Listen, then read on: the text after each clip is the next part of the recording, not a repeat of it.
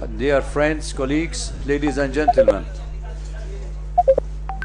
on behalf of the Foreign Correspondent Club of South Asia and myself, we welcome you all to this live telecasting of the event of the upcoming travel by Mrs.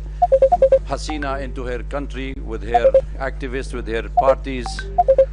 And we wanted to make a small statement before we start the session. Allow me 2 minutes to finish the statement, and please let's have order, please. Yeah, okay.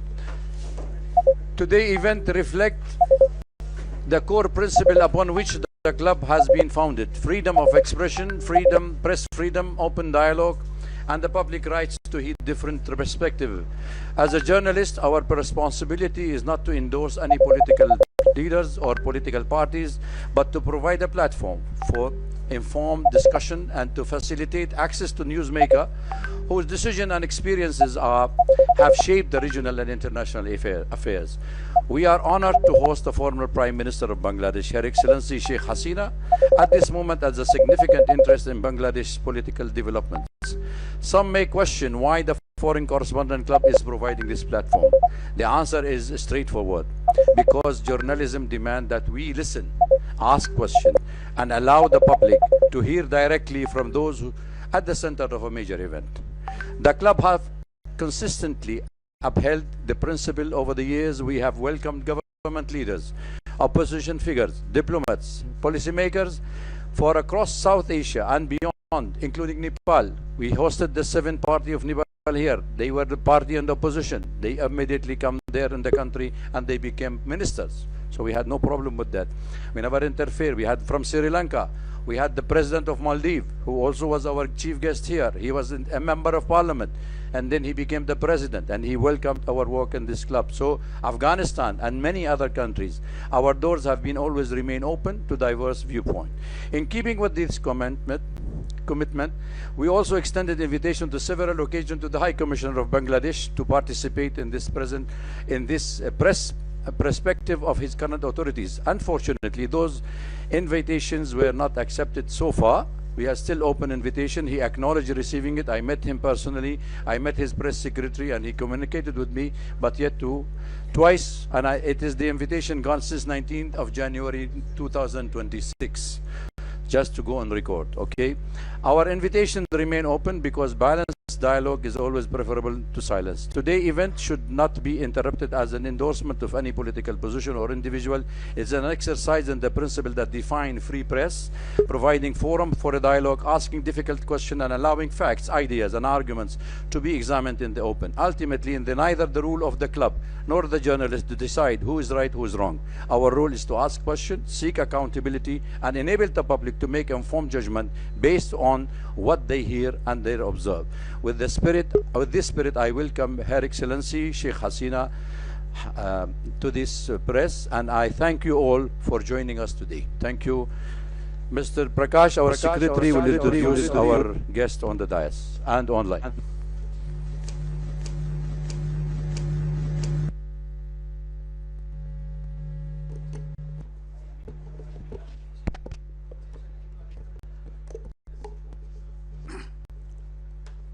So, ladies and gentlemen, we have got quite a distinguished panel here. Some of them are here, and some of them will be joining us from abroad. Yeah. Is it okay? Yeah. So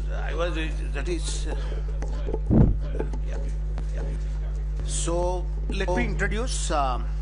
To begin with, I'm introducing Engineer Muhammad Ali Siddiq.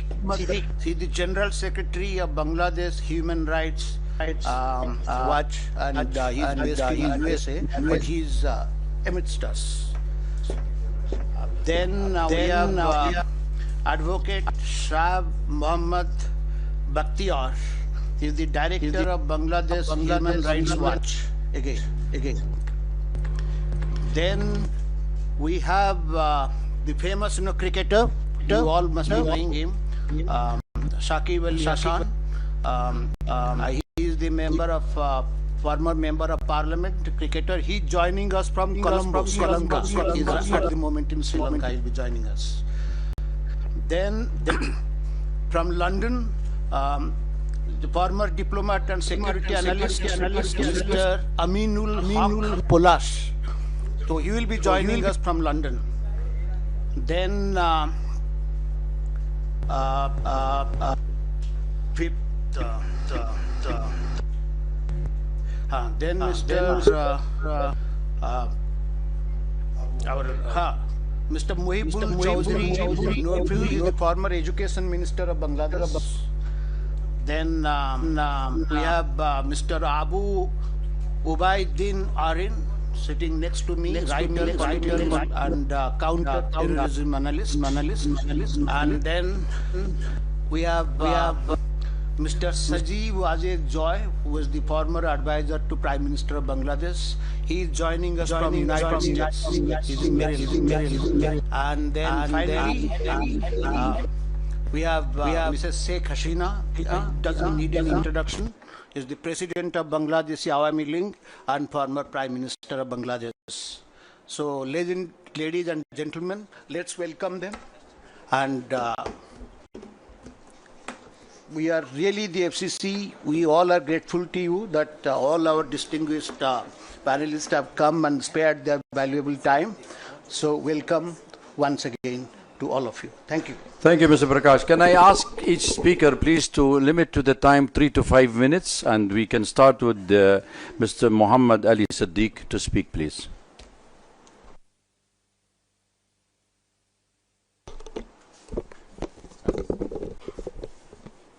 Good evening, everybody, especially the President of FCC.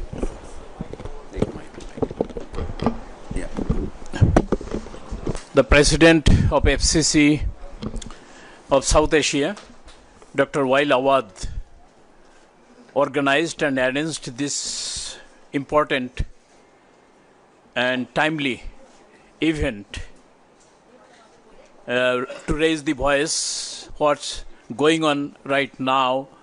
The beautiful country Bangladesh once was growing as an emerging country, economically, socially, viably. We are honored to be present here. The former Prime Minister Sheikh Hasina is the chief guest, and she will deliver her important speech over here regarding the second anniversary of the crucial, disastrous, dangerous day, 5th of August 2024. She knows ins and outs how these events happen, how the popular, democratically elected government ousted by. So, we don't want to kill time. I traveled all the way from New York to Delhi. I would like to listen her. I would like to listen her visionary leader, son Sajeev Ajay Joy, IT specialist and the former ICT advisor to the Prime Minister Sheikh Hasina. I would like to conclude here, not to expand any more further. So I'm going to give my time to the chief guests. Thank you all. Thank you very much for giving me the opportunity. Thank you, Mr. Muhammad, for sticking to the time. That was very nice of you. Please, can I have Advocate Shah Muhammad Bakhtiyar? Before that, just one second. Netri, can you hear? Appa. Honorable Prime Minister, can you hear?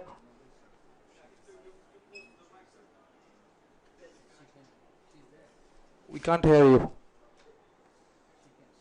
She can hear. Can raise your hand. Just raise your hand. He's connected, it's fine. Yeah. It's okay. When her turn comes, Yeah, please go ahead. Good evening, everyone. Today is Honorable FCC Club President, and with FCC Club digital print media members, I am Advocate Shah Mohammad Bakhtiar. I am here.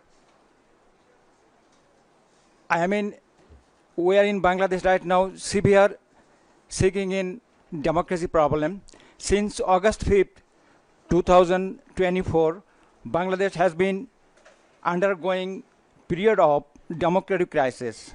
Dr. Yunus' occupation of the democratically elected government of Sheikh Hasina has caused nationwide crisis where the mob violence has resigned supreme. Law and order has been taken a back seat as the life of the many have been uprooted during this time. The Yunus administration did not follow the constitution and instead following their own rule as they used their power for their own benefit. The outright ban of the Awami League has not only disrupted in Bangladesh political scene, but ruined their human rights record as well. Political leaders have been wrongly killed and also thrown them into the jail without fair court trial. During his Dr. Yunus' 18-month ruling time, Bangladesh regressed as a nation economically. The growth in gross domestic product GDP decreased, causing unemployment to rise alongside the decrease in the law and order. Petty theft alongside other serious crime have been on the rise. To avoid taking responsibility for this, he hosted an election where the parties he picked were Jamaat and BNP. The parties they are favor to him. Both parties would go on to form a government in 2025 following Yunus' method. Diplomatically, we request help in the restoring stability in Bangladesh. We request a fair trial for Sheikh Hasina has and proper election where the Awami League government can contest so that democracy can be restored in Bangladesh. Thank you. Thank you for all. Thank you very much. Also, can I have Saqib Al Hassan online, please? Can you hear us, Saqib Bhai? If Saqib is there. Her Excellency Sheikh Hasina. Wait, one thing happened. He is currently playing in Sri Lanka, so he sent a message, voice message recorded to me right away. He is playing the semi-final of Sri Lanka Premier League. I'm playing it. Okay. Can we go live? Can we go live then?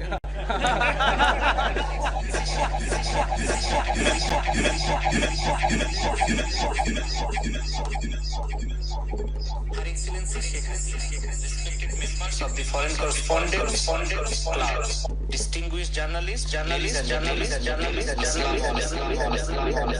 আজ আমি একজন বাংলাদেশী হিসাবে আপনাদের সামনে কথা বলতে চাই। August মাস আমাদের ইতিহাসের গভীর আবেগের মাস। এই মাসে আমরা শ্রদ্ধার সঙ্গে স্মরণ করি আমাদের জাতির ইতিহাসের গুরুত্বপূর্ণ অধ্যায়গুলো এবং সেই সব মানুষ যাদের আমাদের কাছে একই সঙ্গে সাম্প্রতিক সময়ে আমাদের দেশে যে প্রাণহানি ও সহিংসতা ঘটেছে তা আমাদের সবার হৃদয়কে গভীরভাবে ব্যথিত করেছে। যারা প্রাণ হারিয়েছেন শিক্ষার্থী, সাধারণ মানুষ, আইন শৃঙ্খলা রক্ষাকারী বাহিনীর সদস্য কিংবা অন্য যে প্রতিটি জীবনই ছিল একটি পরিবারের পরিবার, একটি মায়ের সন্তান, আমাদের দেশের অমূল্য সম্পদ। আমি তাদের সবার প্রতি গভীর শ্রদ্ধা, পরিবারগুলোর প্রতি আন্তরিক সমবেদনা প্রকাশ করছি। যারা আহত হয়েছে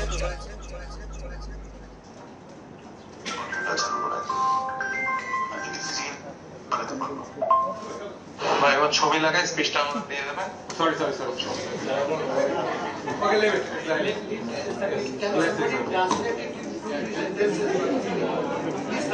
What exactly Okay, we will get that translation later on for those who are interested in the cricket to listen. Okay. We had the Mr. Sakib, then we have the Mr. Aminul Haq Polish to speak also with us. He is a former diplomat and security analyst. He's with us for live.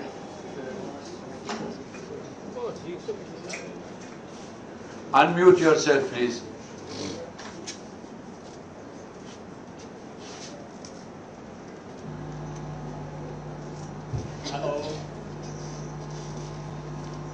Hello. Yeah, we can hear you. Good evening. My sincere thanks to the Foreign Correspondents Club of South Asia, the organizer, the journalist present here today, and all distinguished guests. I am Aminul Haq Polash, a former intelligence officer and diplomat from Bangladesh.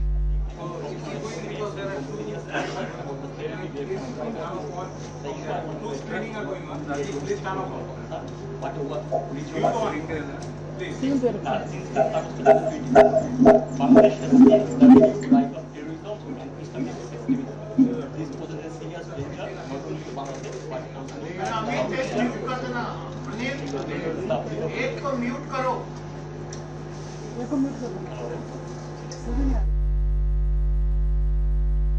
Hello. Yes, Polash, Mr. Polash, please speak.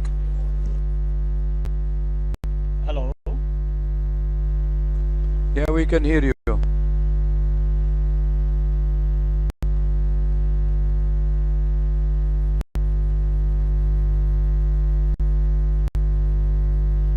Mr. Polash, please speak. Okay.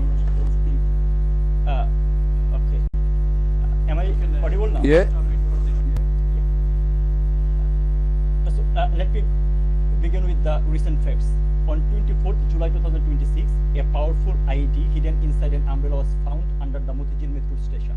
On 31st July, a powerful IED hidden inside an umbrella was found under the Motijil metro station. On 31st July, a pressure cooker bomb was recovered near a tea stall in Ashulia Shavar. On 1st August, bomb-like objects were reported near Mirpur 10 and Farmgate metro station. And just days before, on 3rd August, a bomb kept in a bag exploded in Borishal, severely injured 3 people. These are not isolated incidents. They are early warning signs. An IED doesn't appear by accident. It requires knowledge, materials, testing, delivery, target selection, and logistical support. When such incidents appear in different parts of the country with increasing regularity, it shows that extremist actors have developed both capability and network. The authorities remain in denial. There has been no visible action against the networks behind these incidents, no meaningful arrest, and no serious public explanation. The Home Ministry has categorically rejected the presence of militancy in Bangladesh, even as warning signs continue to appear on the ground. Bangladesh has seen this denial before. Immediately after the BNP Jamaat alliance came to power in 2001, extremist procession appeared across the country chanting, Bangla will be Afghan, we will be Taliban. When the notorious JMB terrorist Bangla Bhai emerged, the government dismissed him as a media creation. That denial gave militant networks the space to organize and expand. The consequences were severe. In 2005, JMB carried out coordinated bomb attack across 63 districts of Bangladesh. On 21st August 2004, grenades were thrown at Awami League rally to assassinate Sheikh Hasina and eliminate the party leadership, killing 24 people and injuring more than 300. The 10-truck arms haul showed how Bangladesh was used as a route for weapons intended for insurgent networks in the region. Even a foreign diplomat was not spared. British Ambassador, High Commissioner Anwar Chaudhuri was attacked at Shahjalal's shrine in Sylhet. So when the current authorities deny the return of militancy, I don't hear the reassurance. I hear history repeating itself. The important question is this. Anil, connect me, please. I have to stop you here. I'm sorry. We have a problem. We have a problem with your audio. Apologies for everybody. We will continue with the program until we fix your audio, please. Just bear it with us, okay? Because we have other, we will come back to you. May I ask Abu Ubaida Arin to speak, please?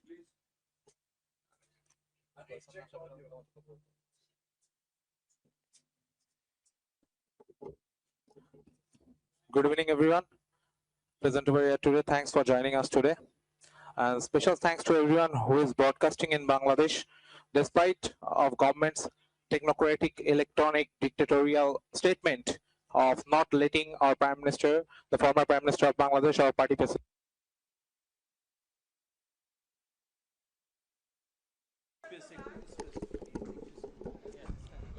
Camera. Please. Silent, please. Silent. Please give us time.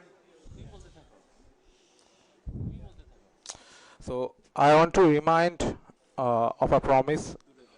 In 2009, our leader Sheikh Hasina made a promise to the youth. She spoke of a vision, and we believed in the vision so deeply that we carried her to a landslide victory, and she did not forget that promise. She took a country that ranked #1 in corruption and built it into one of the fastest growing economy on earth. She found a nation beat by bare khamba or lamppost without wire and electricity, and built it with wireless innovations. She found a nation where trust funds and foreign aid were looted, where 10% commission to however is a must thing to get a tender or any kind of business in Bangladesh. And she created, from that nation, she created Padma Bridge with our own money.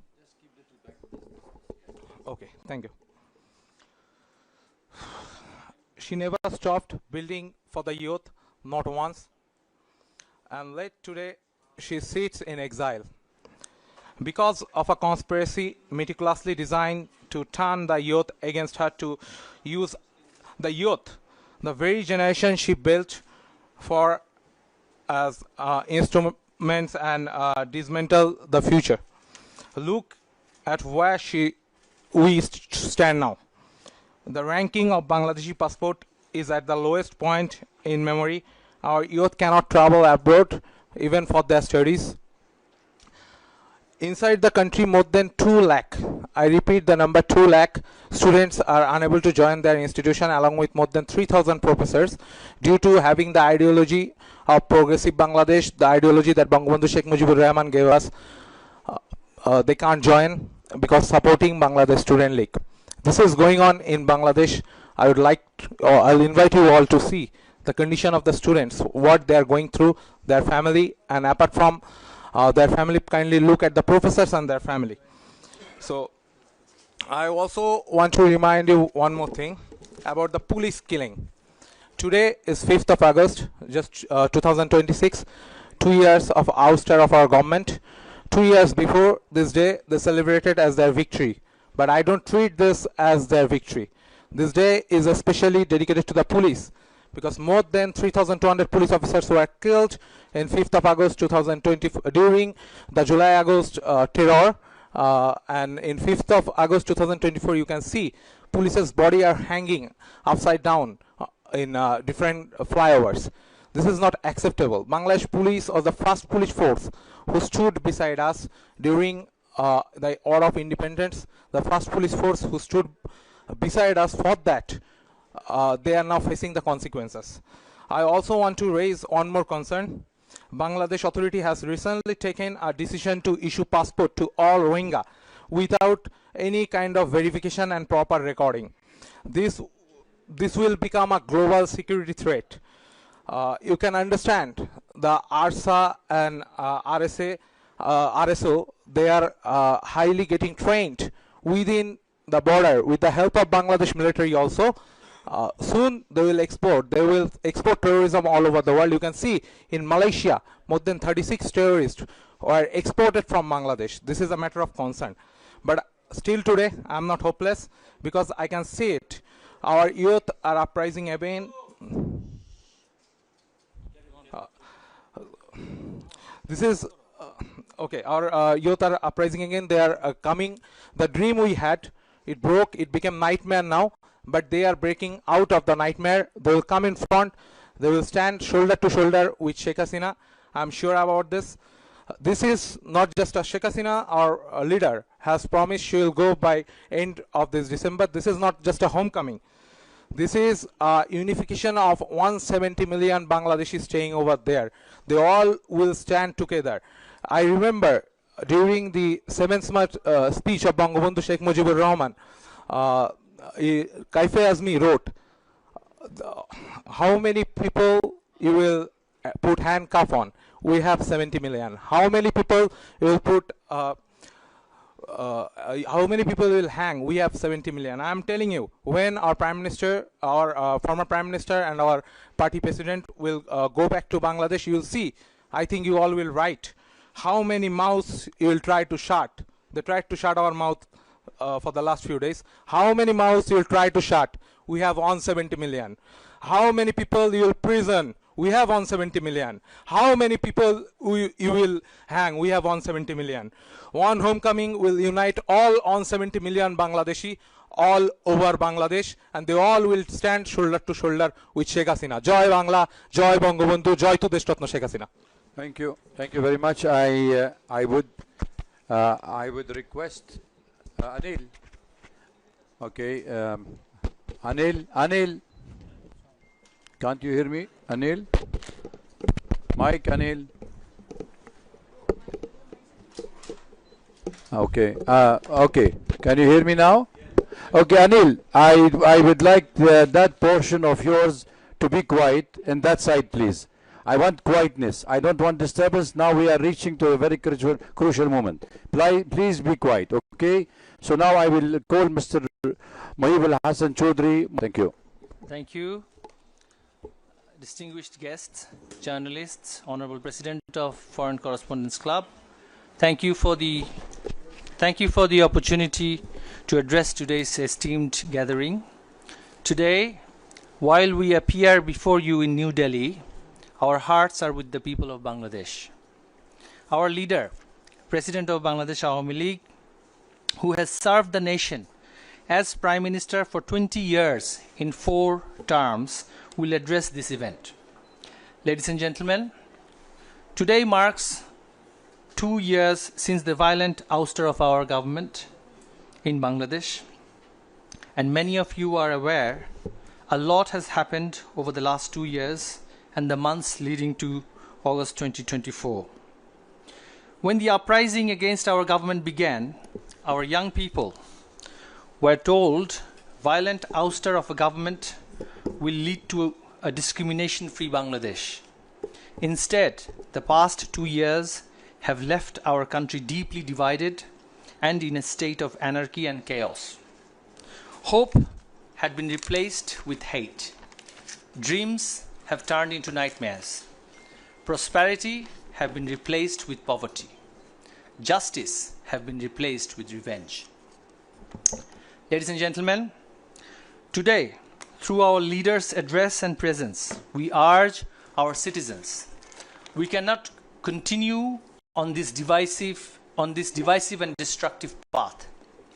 It is time we chase unity over division, harmony over hatred, dialogue over confrontation, and justice guided by rule of law, not revenge. Ladies and gentlemen, today, across Bangladesh, millions of our citizens are struggling with high inflation and unemployment. Opportunities for young people are shrinking.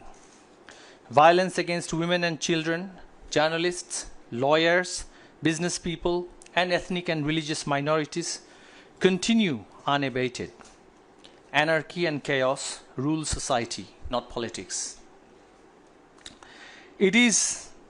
And this must change. Too much has been lost, too many lives are affected. We, as a political party, believe democracy and economy to thrive, an inclusive political polity must be established. It is in that spirit our leader Sheikh Hasina has expressed her desire to return to Bangladesh. Her and our party's objective is not to seek revenge, but fair justice and harmony. We seek a Bangladesh where political differences are resolved through democratic dialogue, where every citizen will enjoy rights under the law.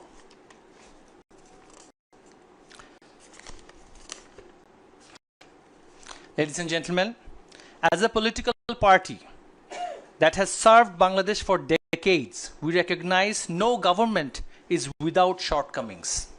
We recognize and acknowledge leadership requires humility, accountability, and the courage to learn from success as well as failure. We remain committed to building upon our success while acknowledging where we could have done better and where we have at times failed. We seek no special privilege. We seek only the restoration of equal constitutional and democratic rights for every citizen and every political party in Bangladesh. We respectfully call upon every constitutional institution of Bangladesh to uphold their responsibilities with fairness, neutrality, professionalism, and fidelity to the rule of law. To the young people of Bangladesh, we say, your dreams matter, your aspirations matter, your future matters. You deserve a Bangladesh where you can study, work, innovate, and prosper without fear, discrimination, or political division. Ladies and gentlemen, our plea to all the friends of Bangladesh and international stakeholders is that they ought to facilitate an inclusive political atmosphere and not support the extreme elements who are continuing violence in Bangladesh and who are institutionalizing religious extremism in Bangladesh. We find the veiled extremists are often touted as liberals by certain stakeholders, and we urge to end this duality. To our people, we urge, let us come together, not as opponents, but as one nation. Let us reject the politics of hate and embrace the politics of hope. Let us replace division with unity, fear with confidence, exclusion with participation, and vengeance with justice. And let us see this homecoming of Sheikh Hasina as a chance to heal and hope and not fight and fall. We believe together we can rise again, learn from past and progress into future. But if we don't now, if we don't, grave and worse future awaits us. We cannot let Bangladesh become a failed state. If the extremists and the fanatics are pampered and patronized, this future generation shall suffer for perpetuity. May we stand and heal together and defeat the dark forces. Joy Bangla, Joy Bangabandhu. Thank you very much for your point of view, and I would request Mr. Aminul Haq, Polish, if you are still with us, if you can come for 2 minutes only, please, just 2 minutes, but slow if you can. Otherwise, I have to go to the second speaker. Please, thank you. Am I listening? Yeah, am I audible now? Hello? Hello? Hello? We can hear you. Okay, so let me wrap up in this way. So there are several current incidents that indicate that like Islamic terrorists and the militants are directly active in the field. Still, government is denying the fact, and it doesn't start overnight. It starts right after 5th August 2024. Militant leaders have been bailed and released. They came to the public sphere. They have become active again. The Yunus regime did not take any sort of initiative to tackle that tackle that terrorism issues. And that is still going on. So I urge to international community so that they can come forward to look into the issue, because terrorism never confined into a national border. If Bangladesh, the terrorism cell active that confined into a national border, if Bangladesh, the terrorism cell active that much that are currently visible in the field, so that will impact not only Bangladesh, but also our regional security, as well as the Bay of Bengal, our maritime road, our business, investment, everything. So my urge to the international community and the journalists to look into the issue, because Bangladeshi media is not speaking in line, and the authority is in denial mode about the resurgence of militancy in Bangladesh, that we successfully combat in 16 years of Army League government under the leadership of Sheikh Hasina. Government is planning to dissolve like CTTC, ATU. They are the fundamental backbone of countering terrorism. So these things are happening in Bangladesh. We need international community attention in this matter. Thank you so much. Thanks for having me.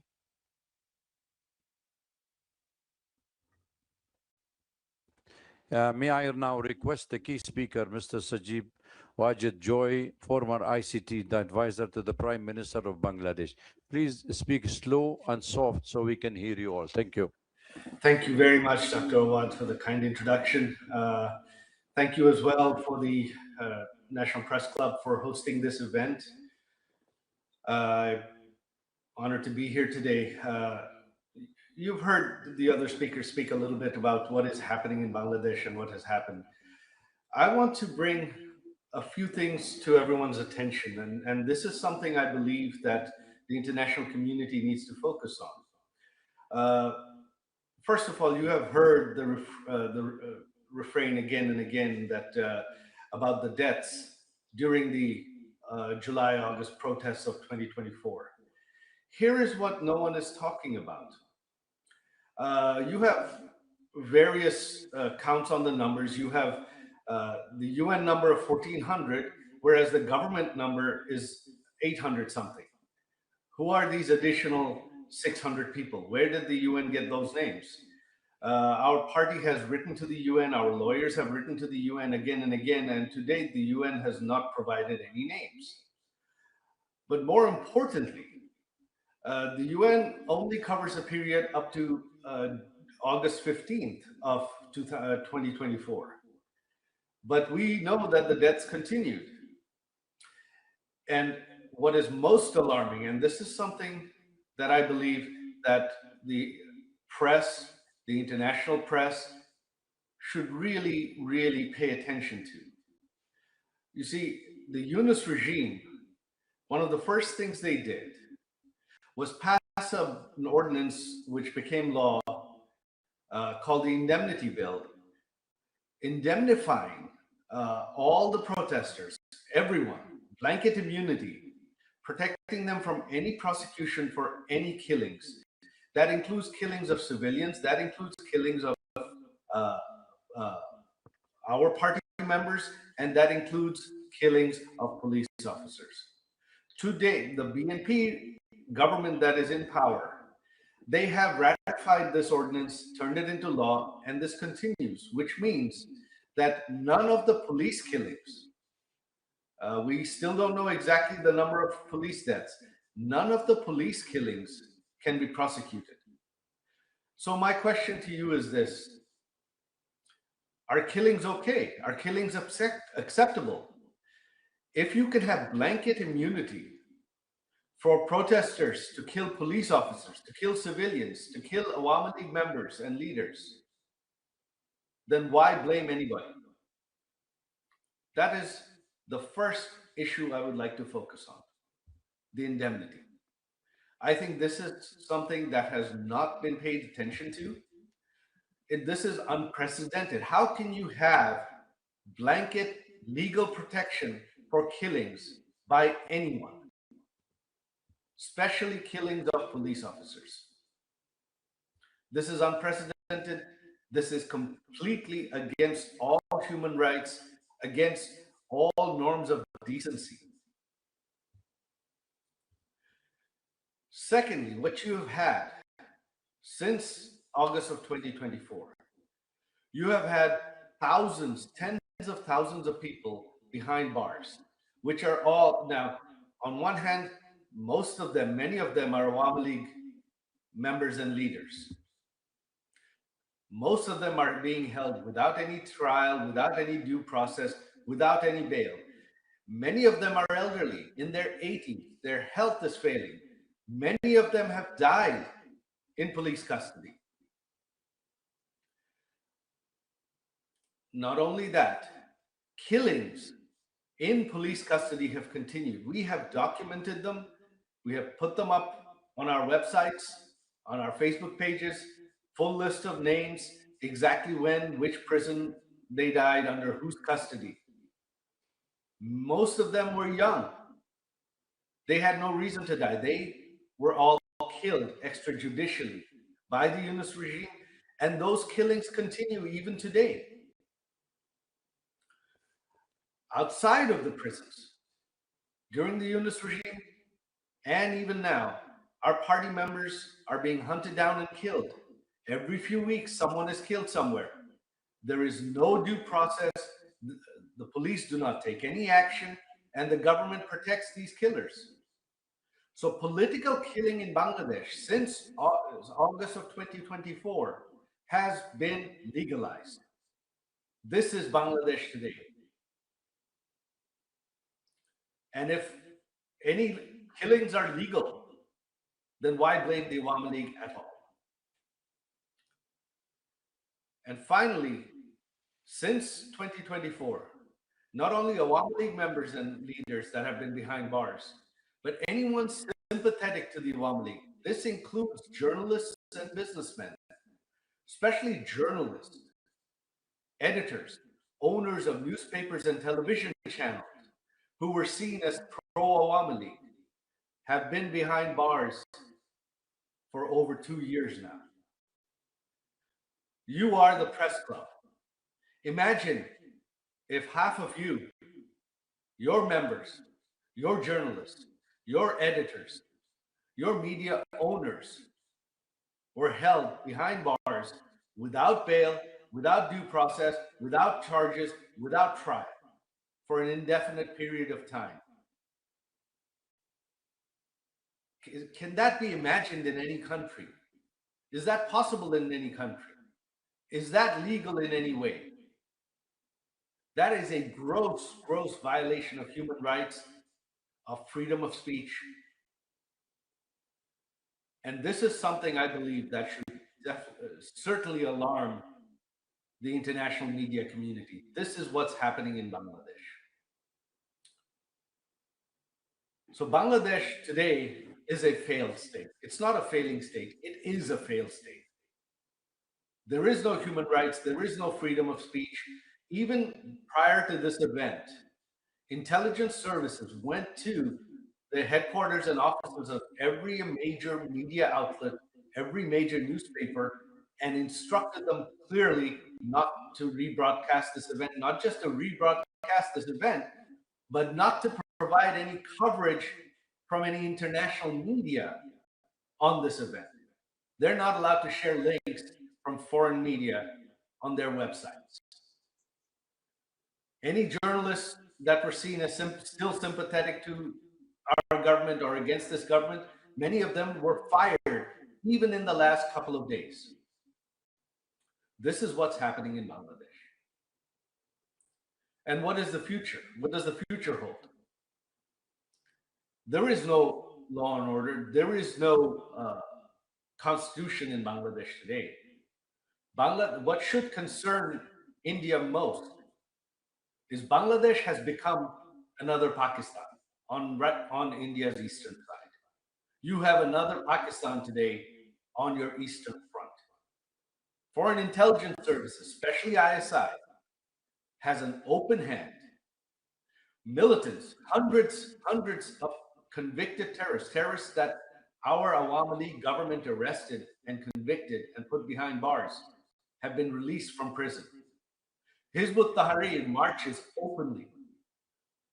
Al-Qaeda operatives speak at public rallies.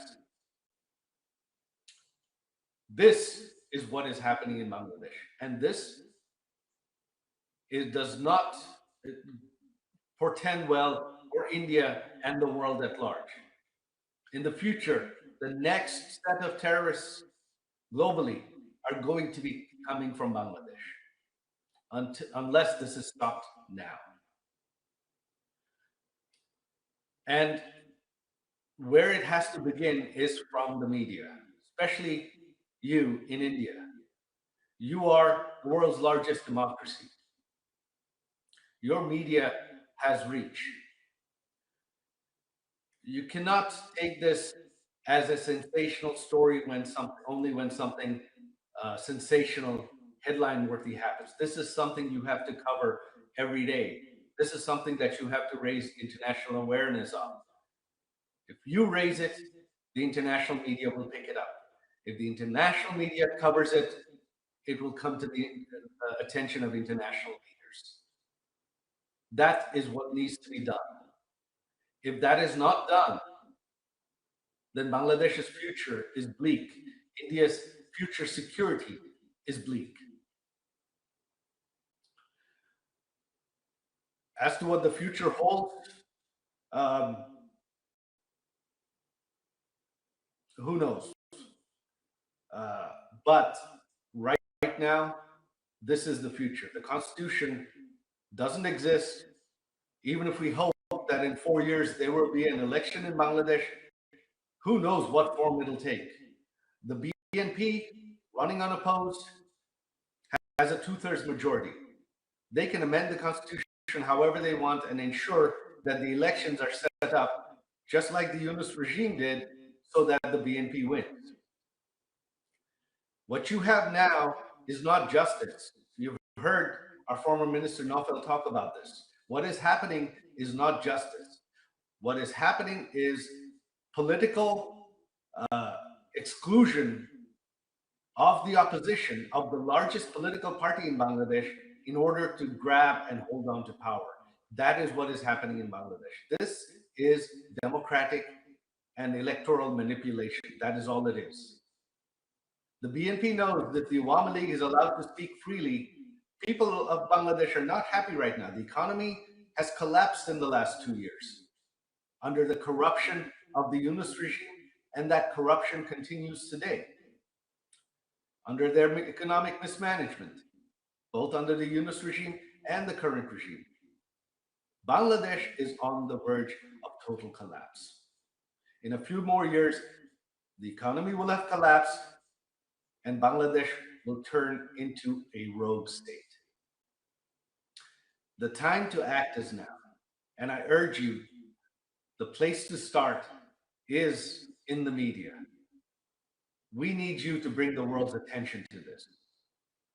With that, I conclude my speech. Thank you very much. Thank you very much, Dr. Awad and the National Press Club for hosting us. Joy Bangla.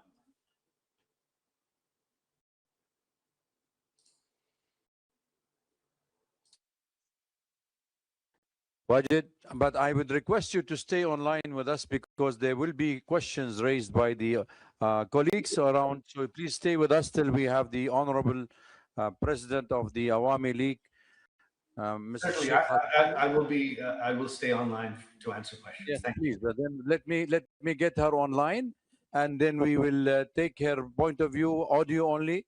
She's been with us, and Honorable former Prime Minister, could you please take the mic? The floor is yours. Thank you very much. It's a great honor for me to be with you. Thank you, and thank you for everybody who present here or who are listening. Distinguished journalists, members of the Foreign Correspondents Club of South Asia, respected guests, friends of Bangladesh, ladies and gentlemen, Assalamu alaikum. I thank the Foreign Correspondents Club of South Asia for giving me the opportunity to speak to you. I also thank the journalists who continue to follow events in Bangladesh with seriousness and courage. Journalism has a duty to seek truth, especially when power tries to hide it. In difficult moments of history, that duty becomes even more important. Today, I speak not only as someone who had the honor of serving Bangladesh 5 times as a prime minister, but also as the daughter of the father of the nation, Bangabandhu Sheikh Mujibur Rahman. I speak as someone who has spent her life with the people of Bangladesh. I was forced away from my country, but I was never separated from my people. Before I speak about the present crisis, I pay my deepest homage to the father of the nation, Bangabandhu Sheikh Mujibur Rahman, to the Saline national leaders, and to the 3 million martyrs of our war of liberation. I also remember with profound grief and members of my own family whom I lost on 15th August 1975.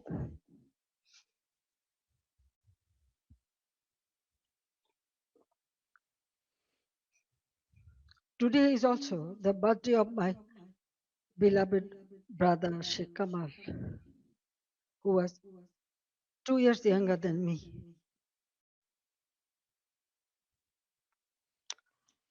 He was a valiant freedom fighter, a youth leader, a sports organizer, and a cultural activist.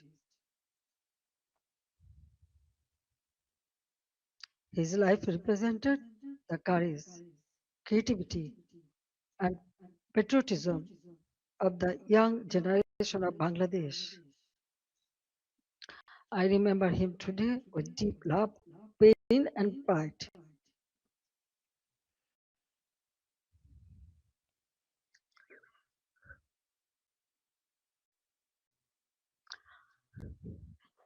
Ladies and gentlemen, for the last 2 years, I watched my beloved Bangladesh suffer.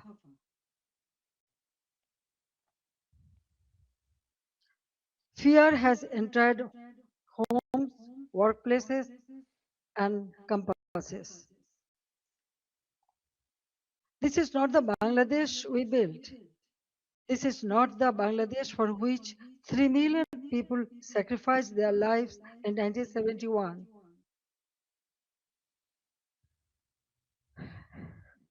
Let me begin with the truth about July and August 2024. It was not a peaceful student movement. From the beginning, my government tried to resolve the issue peacefully through dialogue, legal process, and patience. But behind the language of reform,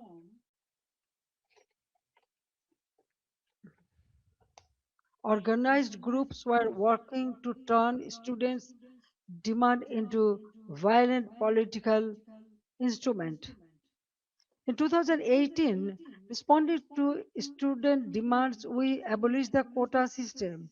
In 2024, when the High Court annulled the decision, the government appealed because we wanted to uphold the abolition. I personally took the initiative for dialogue with the students and invited them to Ganabhavan, the Prime Minister's residence. Three ministers also held discussions with them. A quota reform movement was turned into a one-point demand for my resignation. False propaganda was spread in a planned way. Genuine students were emotionally manipulated, while organized groups used their movement as cover for violence and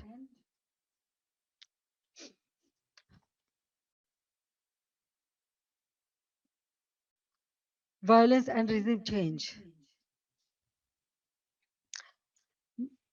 Muhammad Yunus himself said this was a meticulously designed movement led by a mastermind. His own words exposed the truth. It was not simply a spontaneous student protest. There was no visible or responsible leadership. Instructions were given invisibly. It was organized, directed, and used to create a path to power outside the ballot box. From July 15th, the character of the movement changed. Killings, arson, attacks, and looting began. State property was destroyed. Bangladesh television was attacked and set on fire. So was different buildings like Shetu Bhavan, the Directorate General of Health Services, the EPI vaccination program building, Farmgate Metro Rail Station, flyover, Mohakali Elevator Expressway, science research facilities, the Disaster Management Office, a national database center, a COVID-19 special hospital, Bangladesh Medical University, residential hotels, industrial facilities, businesses, prisons, and including Noshingdi and other district jails were attacked, vandalized, or burned. All the terrorist criminals were released. Awami League offices were vandalized across the country. Leaders and workers were attacked and killed. Homes of ministers and senior figures associated with my government were looted and burned. The media was also targeted.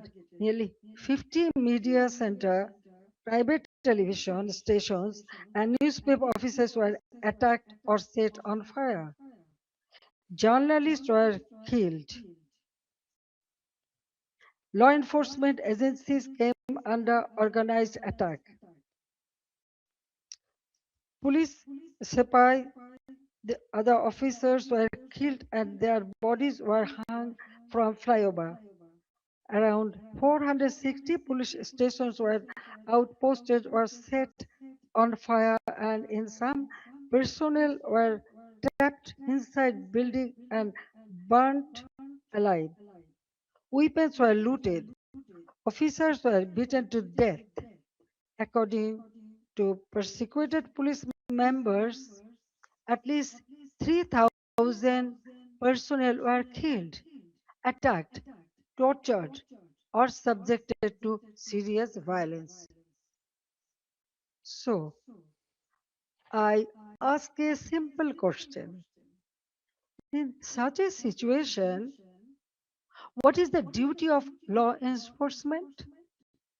When police stations are burned, government buildings are attacked, public infrastructure is destroyed, officers are killed, and weapons are looted, does the state have no duty to protect life and property? In every country, law enforcement has a responsibility to protect citizens, state institutions, and their own lives. This is not a crime. That is the duty entrusted to them by law.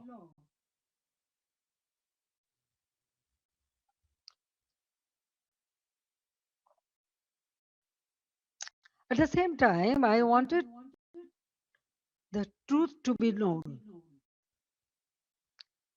That is why I formed a judicial inquiry commission on 18th July 2024. Its purpose was clear. Every casualty had to be investigated. Every incident of violence had to be examined, and every family deserved to know the truth. I met victims' families, visited the injured, and instructed the authorities to provide the highest level of medical treatment free of cost. And on 1st August, I strengthened the inquiry into a three-member commission so that the investigation would be credible and comprehensive. But after seizing power, the illegal interim government led by Mohammad Yunus stopped the investigation. They did not allow the truth to come out. They gave indemnity to those who involved in the killings. If they truly wanted justice, why did they stop the inquiry? If they had nothing to hide, why protect the killers? That one decision tells the truth. They did not want justice, they wanted power. They did not want investigation, they wanted the evidences buried. Their own words export the truth. An NCP leader said revolution would not have succeeded if police had not been killed and the metro rail had not been set on fire. A BNP leader in Sirajganj also said publicly that Enayatpur police station was burned and police were killed to make the revolution succeed. These statements show that the July-August movement was not merely a quota reform movement. It became a coordinated assault on constitutional order driven by hidden instruction, organized violence, and propaganda. The conspiracy did not end on 5th August. After 5th August, violence became a campaign of political persecution. The killing that began on 16 July with the murder of Shobujali, a Dhaka college student and student league activist, has not stopped. Awami League leaders and workers are being killed, disappeared, arrested, driven from their homes, and buried under false cases. At least 10,000 have been killed or disappeared. Around 650,000 have been arrested over the last 2 years. Around 3,500 cases have been filed. Namely, nearly 450,000 leaders, workers, and supporters are accused. More than 1 million others have been listed as unnamed accused. Against me, more than 600 cases has been filed.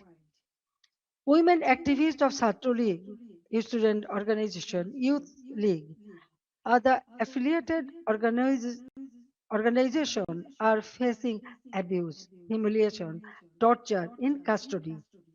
Many leaders and workers have also died in prison amid documented accounts of torture, denial of medical treatment, deprivation of food, negligence, and denial of basic rights.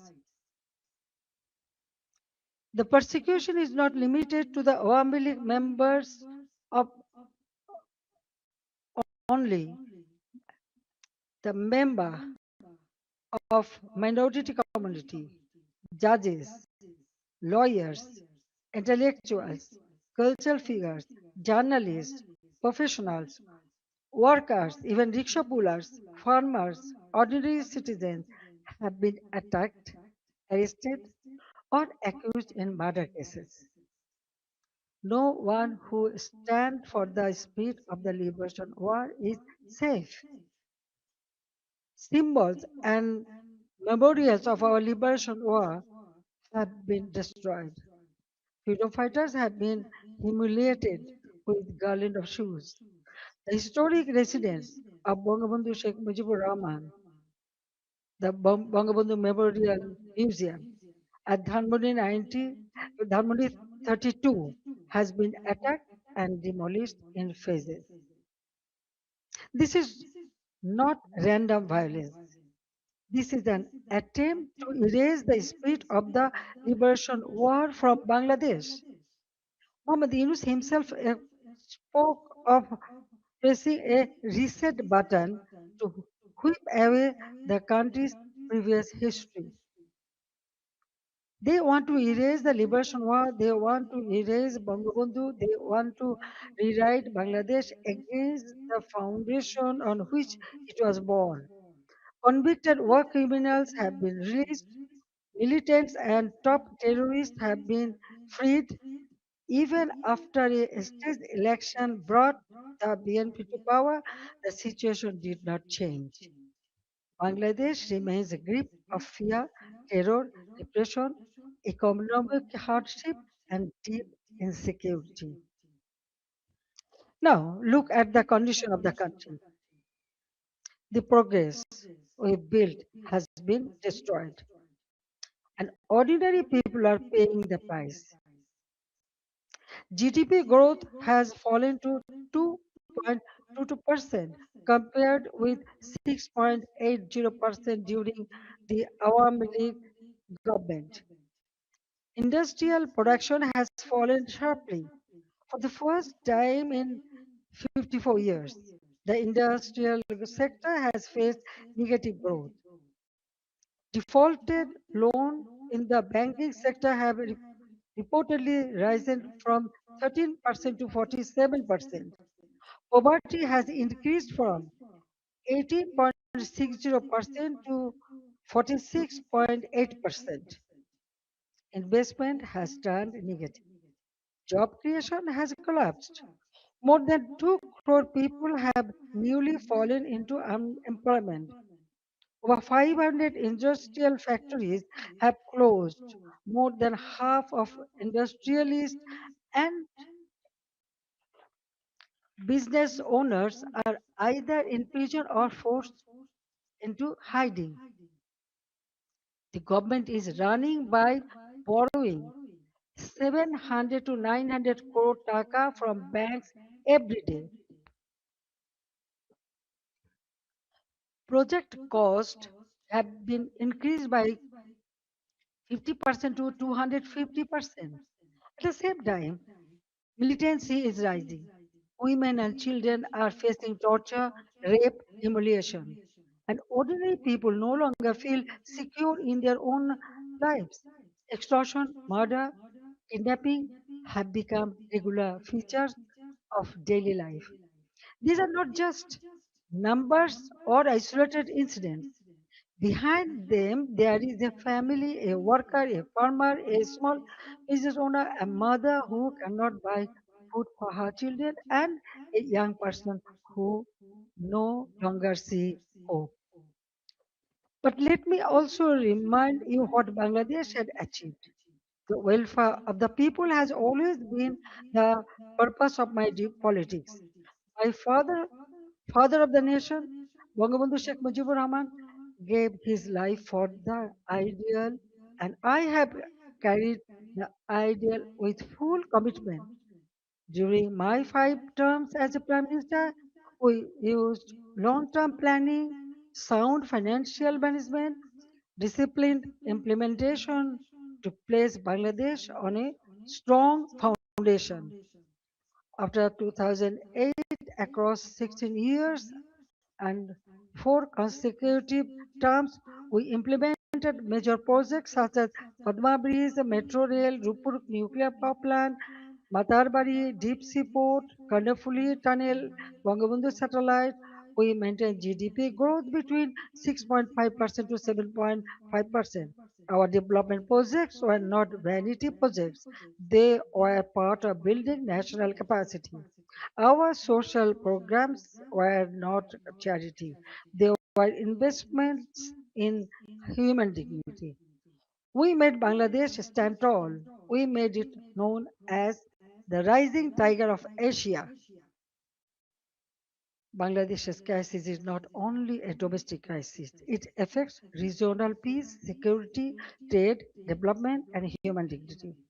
That is why I call upon the international community and all the friends of Bangladesh to stand with the people of Bangladesh in their struggle for democracy, justice, and peace.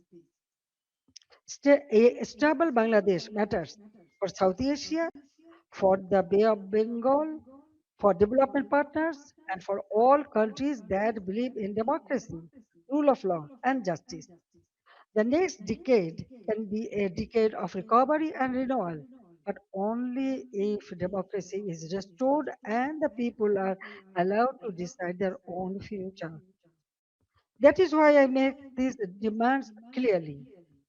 The ban on the Awami League must be lifted, political prisoners must be released, false cases must be dropped, freedom of speech must be restored, media freedom must be protected, judicial independence must be guaranteed. Law enforcement agencies must serve the people, not those who use power for revenge. These are not demands for one party only. There is necessary steps to save Bangladesh. Whatever fate awaits me, I will return to my people. I cannot stay away while my beloved countrymen are suffering. I know I may be detained, I may be sent to prison, they may try to enforce verdicts issued in fabricated cases, but fear cannot decide my duty to the people. My life moved beyond calculations of personal safety long ago. In 1971, I was in imprisonment with my mother. My son, Joy, was born in captivity. In 1975, I lost my family. I spent 6 years in exile. After returning home, I fought against military ruler, dictatorship, and political conspiracies.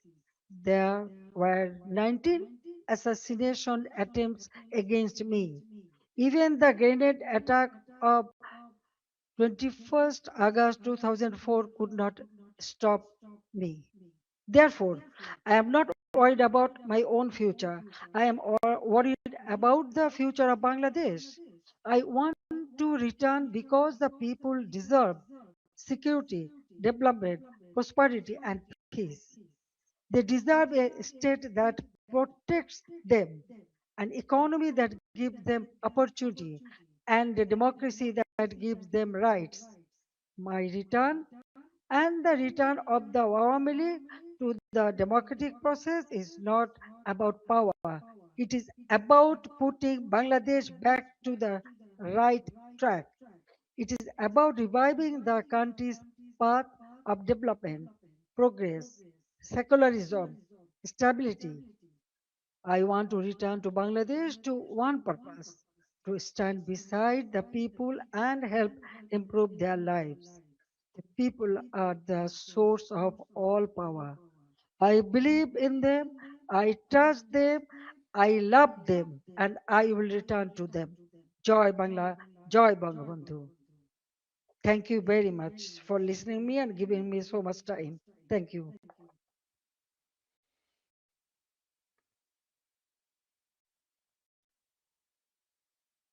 For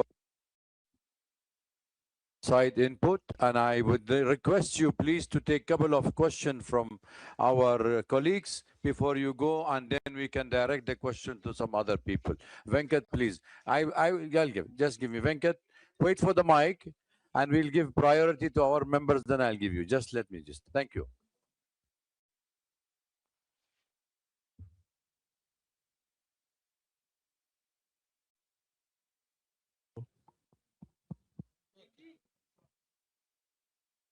Is it on? Can you hear me? Okay. Madam Sheikh Hasina, have you decided on the date on which you're going to go back to your country? Because the present regime says the moment you arrive in Dhaka, they're going to arrest you. What are your plans if they arrest you? Have you put together any team of lawyers to defend you in a court of law? What are your plans? Thank you. Uh, Thank you very much. Actually, I was not ready to take answer, but when you ask me, after going back, they may arrest me. I'm telling you one thing. 1981, when I returned home, that time also they tried to stop me. Dia Rahman was in power, but I went there. But 1983, I was arrested. Then again in 1985, 1987, there are several times. Even 2007, that time also I was outside the country, but when I wanted to return home, they tried to stop me, but they could not. I returned home. So I know that they may put me in the jail or they may kill me, they may, anything may happen, but still I have to go back. You are friend of Bangladesh. You are here. I know you will support me. So the people's support, it is very important for me. Yes, I am with them. Thank you.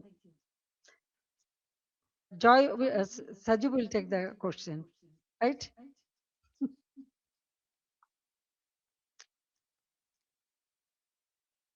I hope Madam Hasina can answer this question. Sajib is a US citizen. The US ambassador to India has recently visited Bangladesh and expressed his confidence in Mr. Tariq Rahman's leadership. And Sajib is, of course, I'm aware that you have dual citizenship, Bangladesh as well as the US. But how do you view the US ambassador's remarks and his support also offering further deepening of trade relations with Bangladesh? And also, you said, Sajib, that Bangladesh runs the danger of becoming another Pakistan.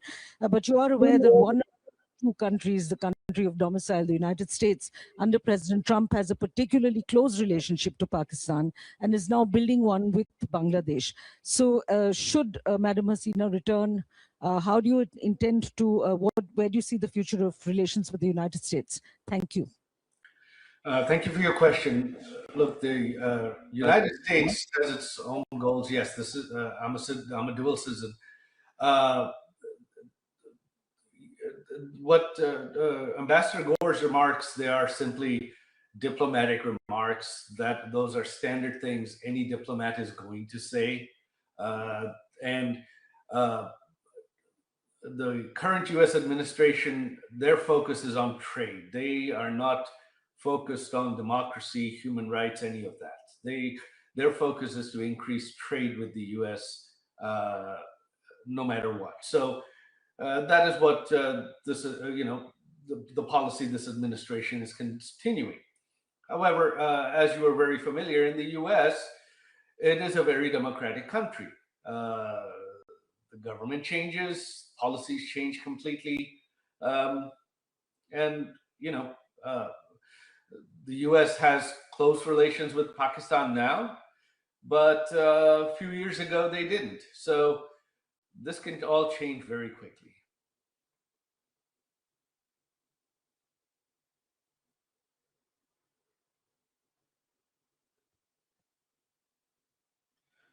Yeah, hello, this is Shaumuntok from DW.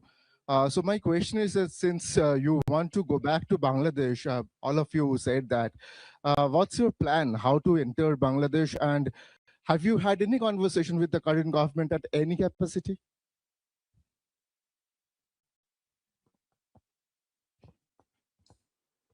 I think my mother wants me to answer that as well. No, we are not in communication with the current government at all. She is doing this. She wants to do this regardless of what the government of Bangladesh wants.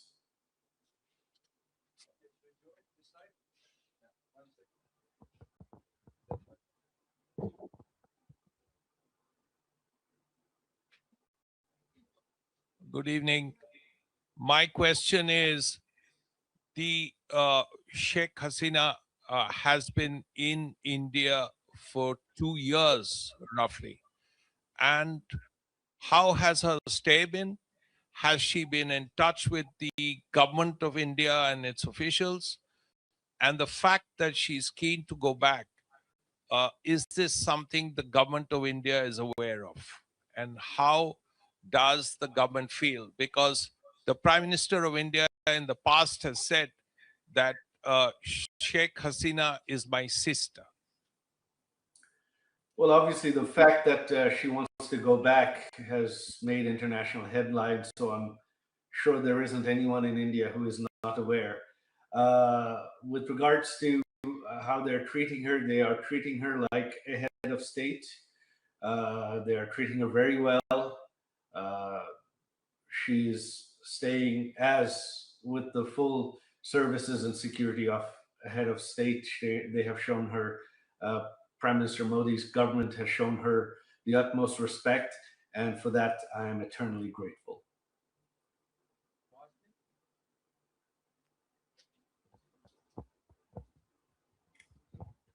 This is Hasini Heather from The Hindu. I wanted to ask former Prime Minister Sheikh Hasina did really detail what happened in those 2 months. However, there has been one demand that we've heard from the protesters, from the students in Dhaka quite often. Did she regret the violence? Did she regret the killings of protesters there? Does she feel sorry about what happened eventually and the events that led up to her coming to India at that time? Look, this question of regret and apologies has been raised, but you see, the Yunus regime and the BNP regime has continued what I mentioned in my speech: immunity, indemnity. So they have indemnified killings. They have legalized killings. The killings of police officers, the killings of civilians, the killings of Awami League members. So in this situation, and you have heard my mother express that this was a violent situation. So if one set of killings is legal, then how does the question of apology arise? Why does it arise? You can't have both. You can't have one set of killings being legal and another set someone has to apologize for.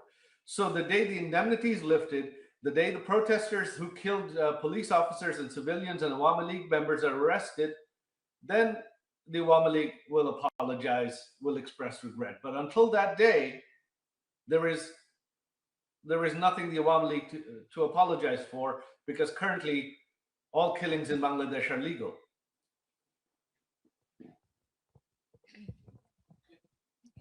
My name is Sultana Rahman. I'm from Bangla News Network. Honorable former Prime Minister, apnake salam. Maybe I'm the only journalist from Bangladesh here. I'm really excited and emotional too. It's a great opportunity to ask you a question. That is, you know, the basic foundation of Bangladesh is under threat. That is our liberation war. Many people, hundreds of thousands of people, they are concerned, they are dying, but still they are sad. They are upset about the history, what is happening on our history in 1971. And my question is to you. I talk all walks of life. They asked me when she's coming. You told that you are coming in December. What is your actual plan? Thank you so much. Unfortunately, my mother is the only one that can answer that. I think she has left. She's not. No, I'm here. I can answer. No problem. Well, you see, I just declare that I'm coming. I'm going to Bangladesh. Okay. Now the date and everything. Of course, when time will come, I will tell you. I told everybody. I hope that the people. Actually, I received response from all the people. So I believe that Bangladesh people suffered a lot, but I cannot take it, and that's why I decided to go back. The time December month is our victory month, so I want to go back in the month of December. I know I may face anything, but what happened? Bangladesh need reconciliation. Bangladesh needs constitutional development and constitutional position. Bangladesh people should have their constitutional right, justice. Now they have nothing. Economically, everything ruined. Politically, there is no such politics. No one can talk. No one can speak. Yes, there was the election. Everybody said, yes, this is a good election. Okay, fine.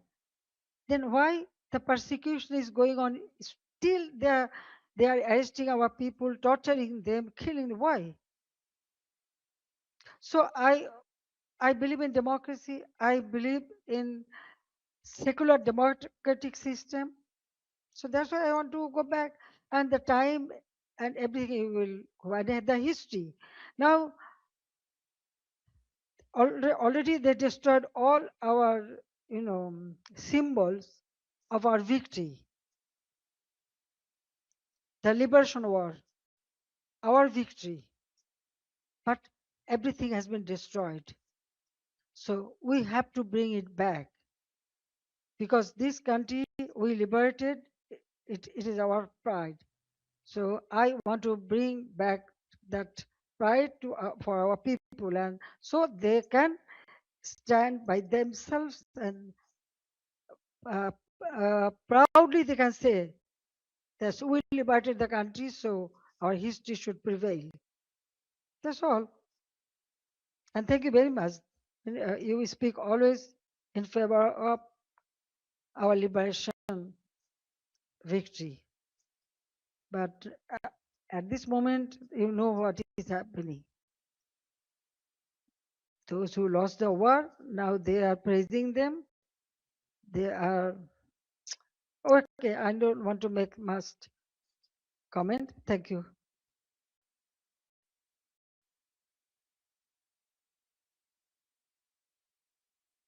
TV, you had given us an interview where you first revealed that you will be going back to your homeland in December this year. But I also want to communicate. Your son just said that there's no communication happening with the government. But would you want some kind of a back channel with the government before you revisit and return to your homeland, or would you want some kind of a mediation to happen from any neutral party or any neutral country? I ask this especially because today and yesterday, the Bangladesh government has put a blanket ban on your speeches and statements. So how would you intend to now communicate with your own people back in Bangladesh? Thank you very much. India is our friendly country. Anytime Bangladesh is in a disastrous position, India always stand behind them, and they give shelter every time. 1971, then 75, and still. Now, government to government relationship, that is different. But India always has been a great friend, and I know they will remain that. Now, about us, yes, I told you that I was not ready to leave my country. I didn't know that I am coming here, but somehow I reach here. One day, perhaps it will be another. How I am, because all our people, they brought me here. But they took shelter. Okay, so as a friendly country, they always remain as a friend. But I want to go back to my own country. So I believe that I should go. I'm going for my people. It is not the matter of government.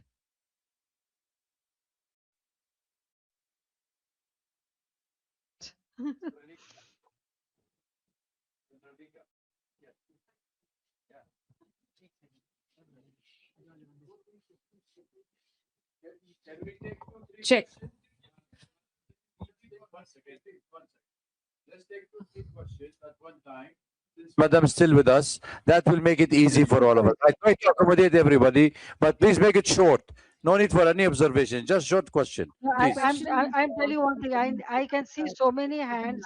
You have so many questions. There is the email address. There is the email address. If you when do you intend to return back? Is there a specific date, and what message do you want to send to the people of Bangladesh, and how do you respond to the criticism of your government's handling of recent political unrest and protest? One more question that I would like to put out is, how do you respond to calls for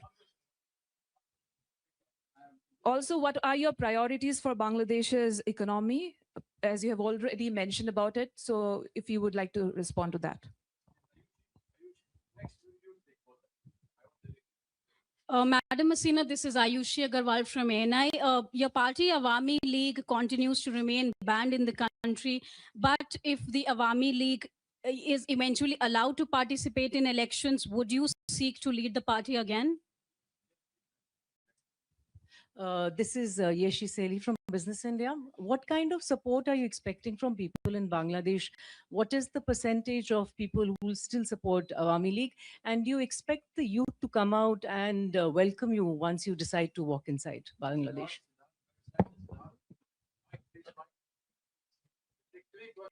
And then we go second round, and that's it.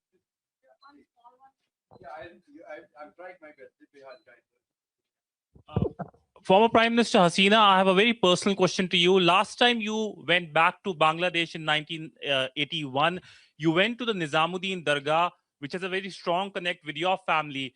Will you go to the Dargah this time again, given the fact that your father also had a connect with the Dargah?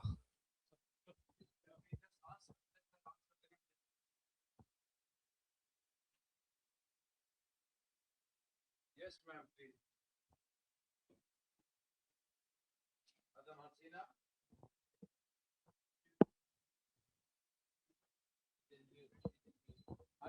Unmute yourself.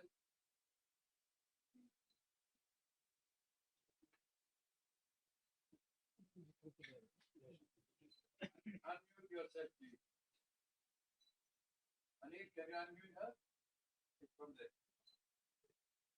Both are mute. Unmute. Unmute, please. Unmute yourself, madam. You are muted. Okay. I think any other questions you wanted to raise? Because we are unable to get her online. Yes, please. Spanish TV. Yes, AP. Yeah, take the mic, please. Yeah. Yeah, there.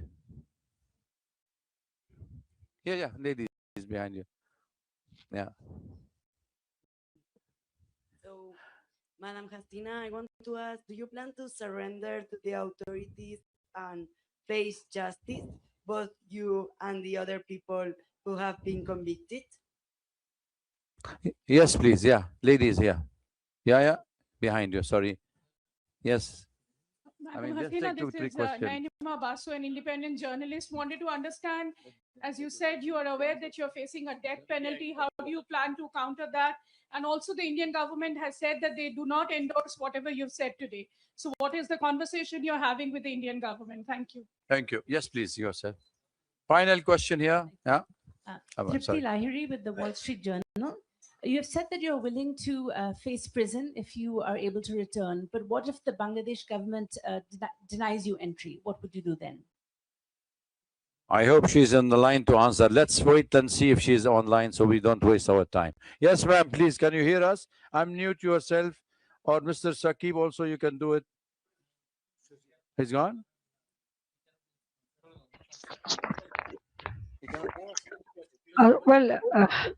Yeah. What I want to say that all the questions already I answered many of the paper or media before that, and that's why I feel no need, because going back to Bangladesh, I already told you, and visiting the serene place, this is our custom. Definitely, usually we do it. So Nizamani Aule or any place we can go, we can visit. That's the one thing. Another thing is that most of the question I think already I have answered you in the past in the media. Now the government, what government will do, it is their matter. I have decided to go, I will go, and when time will come, you will be able to know everything. Okay. Now I think I have there is an email address. If you have more question, you can send it there. Then you will get your answer. So I don't want to take much of time. So Okay. thank you very much. Thank you again you. for arranging all this an event. It's a wonderful place, and all of them are present here. I thank you very much for giving me this opportunity to talk Thank to you, you. madam. It's very nice to Thank talk you. to you. Yeah.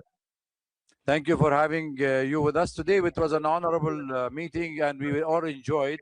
And I'm sure that we will wish you, all of us, we praying for your safe return home and goodwill for Bangladesh. I just wanted, before we end the session, to ask the minister, former Minister Muhammad Ali As-Siddiq, to acknowledge the presence of some of the Bangladeshi leaders among the audience. Please, could you please?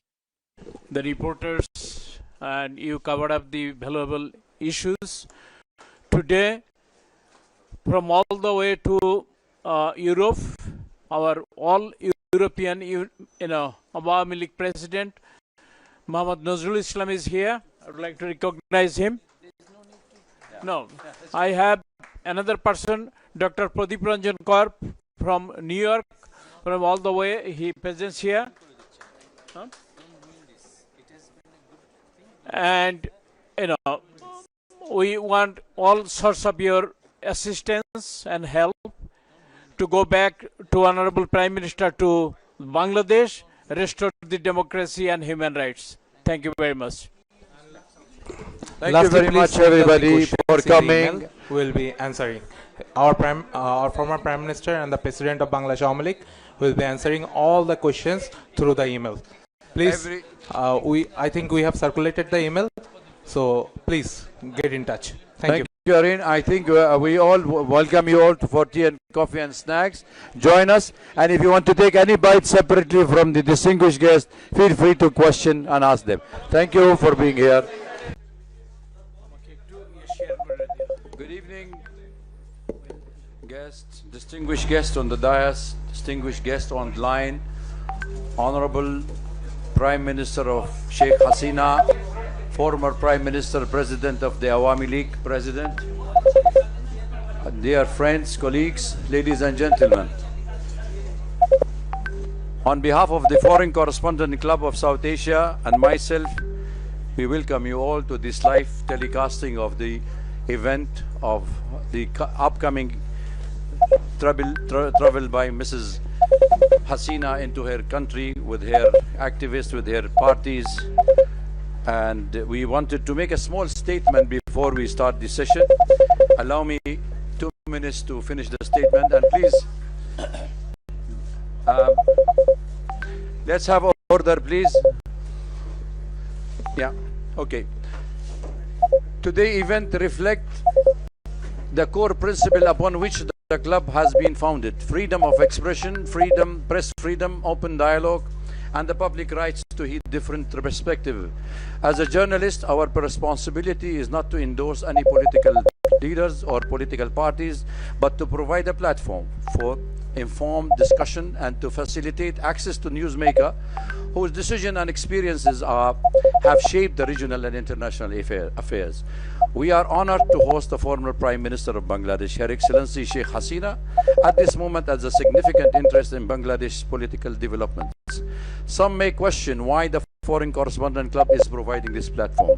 The answer is straightforward: because journalism demands that we listen, ask questions, and allow the public to hear directly from those who at the center of a major event. The club have consistently upheld the principle over the years. We have welcomed government leaders, opposition figures, diplomats, policymakers for across South Asia and beyond, including Nepal. We hosted the 7th party of Nepal here. They were the party and opposition. They immediately come there in the country and they became ministers. So we had no problem with that. We never interfere. We had from Sri Lanka, we had the president of Maldives, who also was our chief guest here. He was a member of parliament, and then he became the president, and he welcomed our work in this club. So Afghanistan and many other countries, our doors have been always remain open to diverse viewpoint. In keeping with this commitment, we also extended invitation to several occasions to the High Commissioner of Bangladesh to participate in this perspective of his current authorities. Unfortunately, those invitations were not accepted so far. We have still open invitation. He acknowledged receiving it. I met him personally. I met his press secretary, and he communicated with me, but yet twice, and it is the invitation gone since 19th of January 2026. Just to go on record, okay? Our invitation remain open because balanced dialogue is always preferable to silence. Today's event should not be interrupted as an endorsement of any political position or individual. It's an exercise in the principle that define free press, providing forum for a dialogue, asking difficult questions, and allowing facts, ideas, and arguments to be examined in the open. Ultimately, in neither the rule of the club nor the journalist to decide who is right, who is wrong.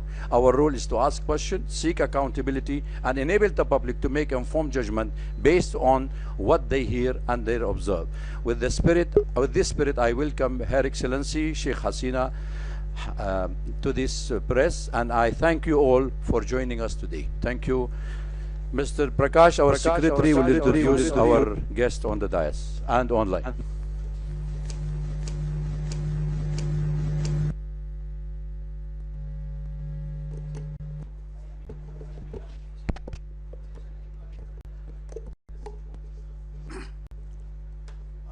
ladies and gentlemen, we have got quite a distinguished panel here. Some of them are here, and some of them will be joining us from abroad. Yeah. Is it okay? Yeah. So So let me introduce. To begin with, I'm introducing Engineer Muhammad Ali Siddiq. He's the General Secretary of Bangladesh Human Rights Watch, and he's based in USA, but he's amidst us. Then we have Advocate Shah Muhammad Bakhtiar. He's the Director of Bangladesh Human Rights Watch. Again. Then we have the famous cricketer. You all must be knowing him, Shakib Ali Hassan. He is the former member of Parliament, cricketer. He's joining us from Colombo, Sri Lanka. He's at the moment in Sri Lanka. He'll be joining us. Then from London, the former diplomat and security analyst, Mr. Aminul Polash. So he will be joining us from London. Then then